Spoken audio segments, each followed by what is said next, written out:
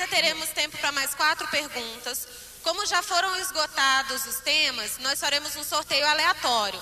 Aqui na urna estão colocadas todas as perguntas que ainda não foram respondidas. Então, entre os diversos temas aqui, a gente não vai priorizar nenhum. Pode tirar, por favor.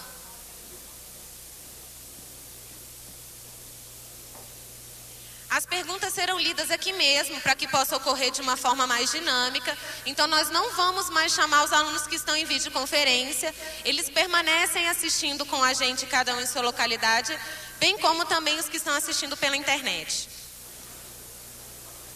Mantemos o tema. Foi sorteado sustentabilidade outra vez. Eu vou ter que ajudar aqui, pesquisando um pouquinho, qual foi a pergunta do aluno.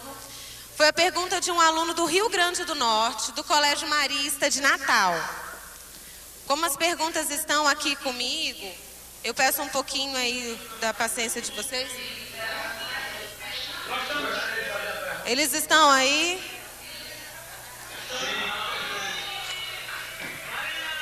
Eu vou quebrar o protocolo que tinham me passado. Eita, pessoal animado. Tinham dito que eu faria a pergunta, mas como vocês foram mais rápidos do que eu para achar a pergunta, que estão todas reunidas comigo, eu passo para vocês.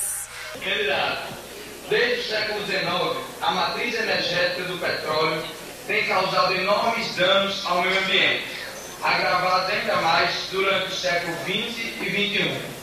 Dadas as especificidades do Brasil, a região amazônica concentra grandes volumes de água, inúmeras reservas indígenas e uma das principais áreas de biodiversidade do país. Que políticas públicas a senhora pretende promover capazes de utilizar o potencial de reservas de petróleo do país, o pré-sal, e simultaneamente construir hidrelétricas, usando o potencial hídrico do Brasil, sem agredir as populações indígenas, além da fauna e flora? Baseado nisso, até que ponto esse mercado de exploração do pré-sal pode contribuir para a geração de emprego e renda à nossa nação? Olha só, eu fico até emocionada. Geralmente, quando eu estou nos auditórios com os adultos, a pergunta é numa perspectiva diferente. Como é que a senhora vai fazer com essas suas ideias de proteção de floresta, de comunidade tradicional, e não prejudicar isso e isso e isso da agenda velha, da agenda do século XX e do século XIX? A pergunta que vocês estão fazendo é assim: como é que, em função de ainda não ser possível a gente abrir mão do petróleo, porque ainda é um mal necessário, a senhora vai fazer para explorar essa fonte de riqueza sem prejudicar os índios, sem prejudicar a floresta, a biodiversidade, sem aumentar os problemas ambientais? É uma perspectiva diferente. Isso me deixa profundamente feliz. Valeu a pena o Darcy Ribeiro ter aprovado em 96 na LDB que educação ambiental passava a fazer parte do currículo escolar dos brasileiros. E eu ali propus que fizéssemos isso de forma transversal. Vale a pena quando cada professor aqui discute com vocês e faz com que a gente tenha perguntas tão inteligentes e tão comprometidas com o Brasil do século XXI. Eu tenho dito que o Brasil não precisa, para ser presidente da República, de gerentões. Precisa de quem tem visão estratégica, de quem pensa o futuro dessa forma. Que bom que os nossos jovens do Colégio Marista têm visão estratégica. Isso é visão estratégica de país. Eu fiquei até emocionada. E eu me levantei, irmão Inácio. Eu me levantei foi para reverenciar. Vale a pena. Porque eu tenho dito, repetido, a frase de uma pesquisadora da educação, uma psicopedagoga gaúcha, chamada Nádia Bossa. A Nádia diz o seguinte: a realidade responde na língua em que é perguntada. A realidade responde na língua em que é perguntada. E a realidade do século 21 exige uma nova língua para produzir energia.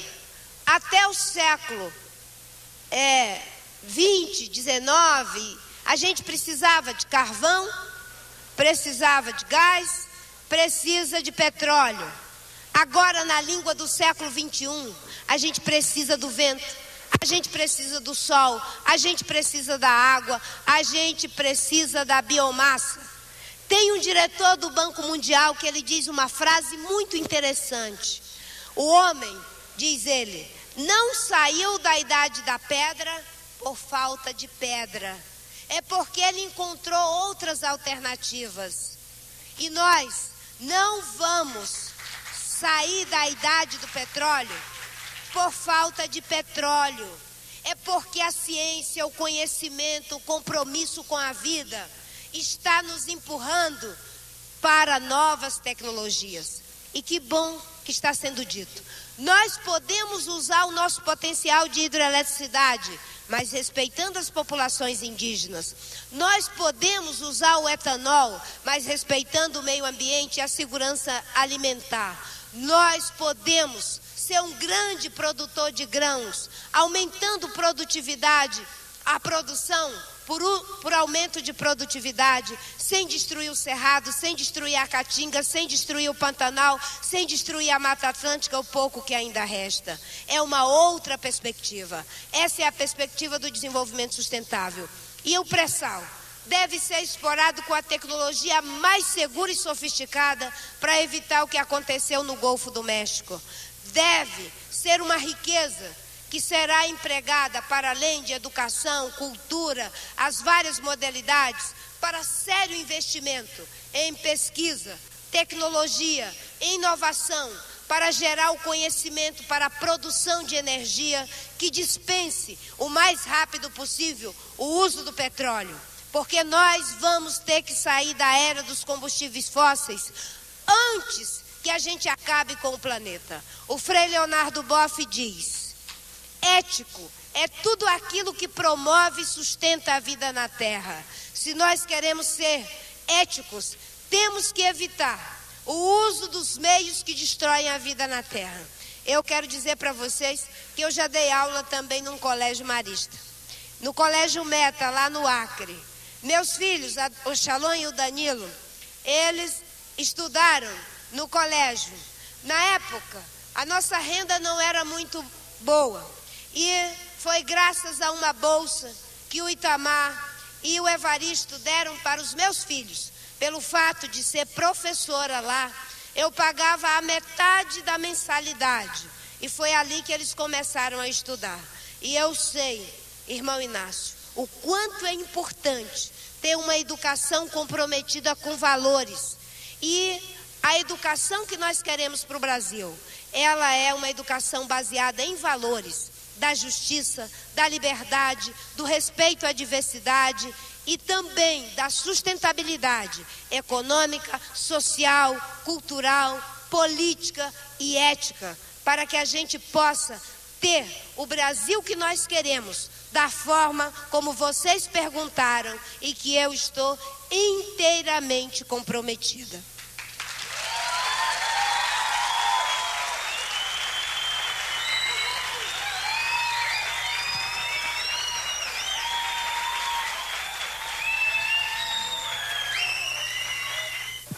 A resposta que a Marina nos deu nos enfuna muito, porque de fato toda a proposta de educação marista deseja formar cidadãos honrados, cidadãos honestos, que construam uma cultura de solidariedade, uma ética baseada em valores, e que constitua exatamente convicções que durem toda a vida.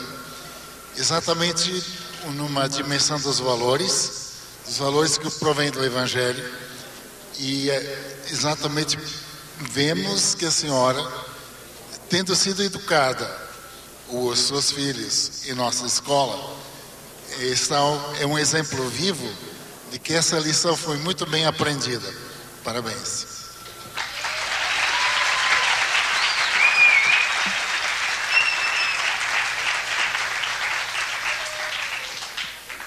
Ainda temos tempo para algumas perguntas e para o sorteio eu convido novamente os alunos do Colégio João Paulo II, Leonardo José Venâncio.